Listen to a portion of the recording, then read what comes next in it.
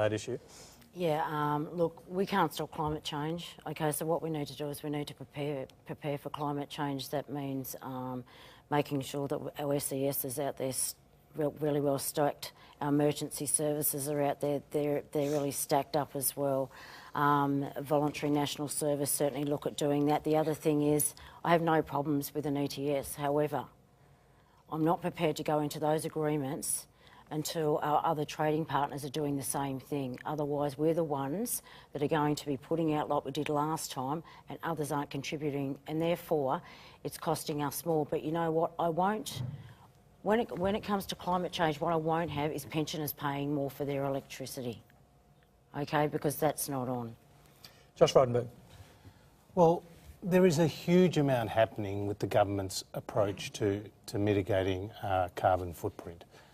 The target we took to Paris, which was to reduce our emissions by 26 to 28% on 2005 levels by 2030, saw the second highest target taken to Paris on a per capita basis. So it was extremely significant. Now, how are we doing it?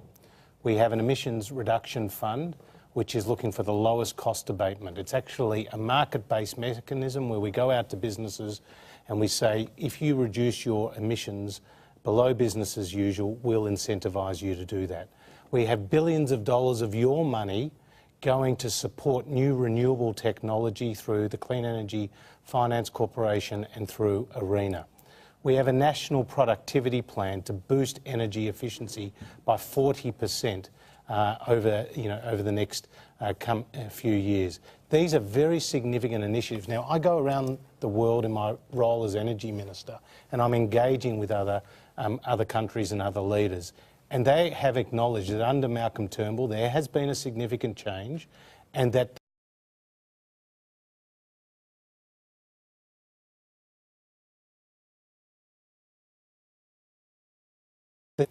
nearly 15% of Australian households have solar panels on their roofs.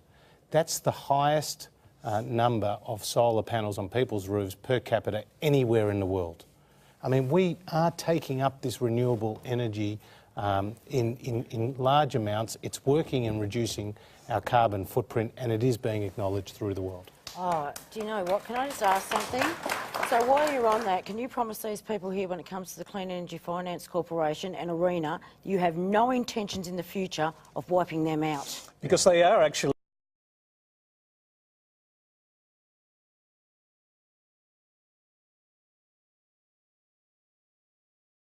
Daniel Andrews, briefly. Well, we had a chance a little while ago to have a proper feed-in tariff arrangement in relation to renewable energy, and the federal parliament, not just the government, but the federal parliament didn't do the right thing. We wanted an opportunity to be able to top that up and to have our own schemes.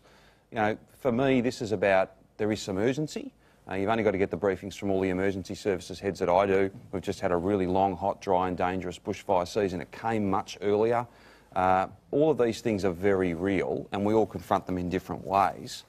The most important thing in some respects is that this is ultimately about jobs. And if we get this right, this is the innovation, this is the agility that the Prime Minister talks a very good game on, but needs to do a lot more in terms of delivering real outcomes. And I think the states and territories are prepared to work with him, but we need to see more than fine speeches on this.